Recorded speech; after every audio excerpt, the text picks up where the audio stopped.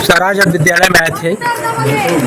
देखिए, हम सबके लिए बहुत खुशी की बात है कि आज बूढ़नपुर तहसील के अतरौलिया विधानसभा के अंतर्गत ज्ञानोदय पब्लिक स्कूल के छात्र प्रिंस प्रजापति ने हाई स्कूल की परीक्षा में पूरे आजमगढ़ में प्रथम स्थान हासिल किया। तो हम सबका दायित्व बनता था। मैं सदैव प्रिंसिपल साहब अनिल यादव जी के प्रति आभार व्यक्त करता हूँ। उनके सभी शिक्षक जो यहाँ पर शिक्षा के माध्यम से बच्चों के भविष्य को संवारने का काम कर रहे हैं, मैं उनका आभार व्यक्त करता हूँ कि बहुत रात 10 बजे जब पता चला कि प्रिंस प्रजापति ने पूरे आजमगढ़ में टॉप किया है, तो हम सब ने सोचा कि हमारे क्षेत्र का आजमगढ़ का नेतृत्व कर रहा है, इतनी बड़ी जनपद का तो हम लोग स्वतः चले कर आए और प्रिंस प्रजापति जी के सम्मान के साथ में गौरव और श्रेयांश जिन्होंने अच्छे अंक से नाम रोशन किया विद्यालय परिवार का, उन्हें भी सम्मान करने का अवसर मिला। इस अवसर पर आपने देखा होगा श्री राम अच्छेबर मौर्य जो पकड़ी कॉलेज में अपना पूरा जीवन दिए, सदैव श्री राम कुमार यादव जी, श्री पतराम जी मास्टर साहब, बहुत गणमान्य शिक्षक गणों की उपस्थिति में, अभिभावक गण की उपस्थिति में, प्रधान बीडीसी बेटे बेटियों की उपस्थिति में आज जो सम्मान प्रिंस प्रजापति ने जो गौरव बढ़ाया है क्षेत्र का, जनपद का, उसको लेकर के सबने एक दूसरे को बधाई देकर खुशी व्यक्त किया। इस अवसर पर आप सब भी आए, आप सबके प्रति भी हम बहुत बहुत धन्यवाद। आपने बच्चों को संविधान देके जो है पुरस्कृत किया, जो है क्या संदेश देना चाहते हैं इससे? असल भारत का जो संविधान है, देश आज़ाद के बाद सबसे ज़्यादा बाबा साहब को चिंता थी कि आज़ादी तो मिलने जा रही है, लेकिन उस आज़ादी में जो हमारा गांव है, गरीब है, किसान है या देश के जितने नागरिक हैं, उनको कैसे अधिकार संपन्न बनाया जाए, उसको लेकर उन्होंने एक लिखित मसौदा संविधान प्रस्तुत किया दुनिया की अच्छाइयों को लेकर के। और उसी संविधान में उन्होंने जिक्र किया कि अनेकता में एकता का भाव लिए भारत दुनिया का खूबसूरत देश है, भारत का संविधान दुनिया का खूबसूरत देश है। तो हम उनसे यही कहना चाहते हैं कि हमारा देश हर धर्मों का आदर करता है। हम सब ईद भी मनाते हैं, हम सब होली और दिवाली भी मनाते हैं, बैसाखी भी मनाते हैं, गुरु पूर्णिमा भी मनाते हैं, प्रभु ईसा मसीह के दिन भी हम सब गिरजाघरों में लोग जाते हैं। तो हमारे देश में धर्म कोई समस्या नहीं है। स्वामी जी ने कहा था, विवेकानंद जी ने, असल समस्या है कि जो गांव है, गरीब है, किसान है, उसकी बेटी और बेटे की पढ़ाई का इंतजाम किया जाए, उन्हें सस्ती शिक्षा उपलब्ध कराई जाए, उनको कैसे आगे किया जाए, अच्छे विश्वविद्यालय बनाए जाए ताकि वो पढ़ लिख करके दुनिया के देशों के सामने मजबूती के साथ खड़े हो पाए। ऐसा प्रयास भारत सरकार, राज्य सरकार को करना चाहिए। विश्वविद्यालय बनाना चाहिए, महाविद्यालय, इंजीनियरिंग कॉलेज, मेडिकल कॉलेज, और शिक्षा बहुत सस्ती करना चाहिए।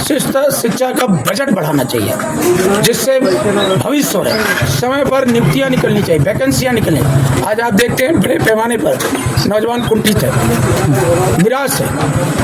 6 साल से ज़्यादा हो गया, प्राथमिक विद्यालयों में कोई भर्ती नहीं निकली। पुलिस भर्ती आई तो हमने देखा 60,000 के मुकाबले 50 लाख फार्म आए।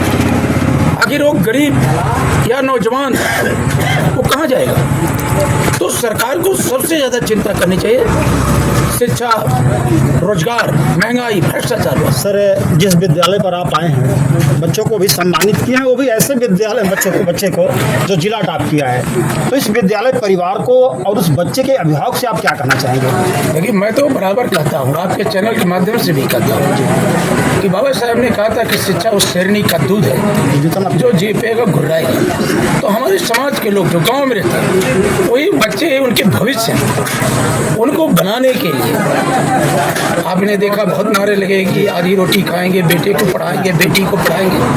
बहुत बड़े बड़े आंदोलन हुए। माननीय मुलायम सिंह यादव जी मुख्यमंत्री थे तो उन्होंने कन्या विद्या धन की योजना चलाई। अखिलेश जी आए तो लैपटॉप की योजना लेकर के आए।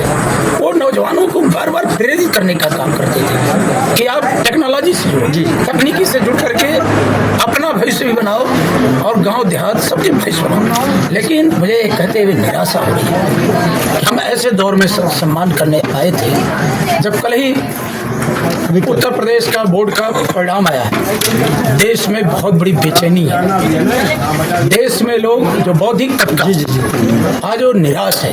जो पहलगाम के अंदर हमारी घटना घटी, जो हमारे निहत्थे पर्यटकों के साथ जिस तरह से आतंकी हमला में उनकी जान गई, उनका परिवार भी दुखी है और भारत के लोग भी दुखी हैं। हमारे नेता माननीय अखिलेश यादव जी ने कहा कि सरकार जैसा निर्णय लेगी, कठोर से कठोर निर्णय ले, हम उनके साथ हैं। लेकिन वही हमें दुख के साथ करना है। हम कोई राजनीतिक बात नहीं करना चाहते, लेकिन आपने कहा था कि नोटबंदी के बाद आतंकी कमर टूट गई। आपने कहा था 370 हटा देने के बाद जम्मू कश्मीर आजाद हो गया। आपने जम्मू कश्मीर का जो राज्य का दर्जा था उसको आपने केंद्र शासित बना दिया। आपने अपने सांसद गाजीपुर के रहे मनोज सिन्हा जी को वहां का आपने गवर्नर बना दिया, केंद्र शासित। आपने अपने अनुसार वहां पर बड़ी बड़ी बातें कह करके जितना पोस्टिंग थी सारी आपने पोस्टिंग कर दिया। सब कुछ आपने किया अपने मन मर्जी से। संविधान की मर्जी को तो आपने देखा नहीं, मन मर्जी से किया। इसके बाद घटना हो गई, इसके लिए दोषी कौन है? वहाँ इतने देरी तक आतंकी हमारे निर्दोष देशवासियों के साथ मारते रहे और आप कर क्या रहे थे? अगर सुरक्षा व्यवस्था होती तो हो सकता है कुछ लोगों की जान। घंटा 2 घंटा सुरक्षा व्यवस्था वहाँ पर नहीं पहुंची, कोई नहीं पहुंचा। लोग खच्चर से लेके कैसे कैसे भागे और इसके बाद भी आप जहर बोने का काम करते हो। भारत एक ऐसा देश है जहां पर लोग आपस में मिल करके रहना चाहते हैं, लेकिन आप इस देश में इस तरह की नफरत की बात करते हो। आई तो है वीडियो, आप ही लोग दिखा रहे हैं कि कैसे वो अमित शाह ने लोगों की जान बचाई, कैसे वो महिला डॉक्टर ने लगातार रह करके मरीजों की सेवा की। तो हमारा देश मिलजुल करके रहना चाहता है। हमारे देश में कुछ ऐसी ताकतें आ गई हैं, वो नहीं चाहते कि गांव गरीब और पीडीए के लोग शिक्षित होकर के आगे बढ़े। कंपनियों के हवाले, पूर्वांचल विद्युत वितरण निगम कंपनियों के हवाले कर रहे हैं। मैंने विधानसभा में इस बात को कहा था, तब जाके आज मुख्यमंत्री का बयान आया कि आउटसोर्सिंग में आरक्षण लागू हुआ। आप कहाँ सोए थे? और जब मैं ये बात रखा था विधानसभा में तो आपके मंत्री ने जवाब दिया कि लागू है, तो लागू है तो आज कल आपको कैबिनेट में क्या कहने की जरूरत पड़ी? और आपने सैलरी का 5 तारीख को मिल जाएगी। तो आप ये देखिए कि ये लोगों का ध्यान हटाने के लिए ये देश के साथ जिस तरह से और देश के लोगों के साथ जो इनका व्यवहार है, ये मौका नहीं है। तो सर थोड़ा सा हट के पूछना चाहेंगे, क्या लग रहा है 2027 में क्या दिख रहा है आपको? देखिए ये तो राजनीति की बात हो गई, तो आने दीजिए उसको।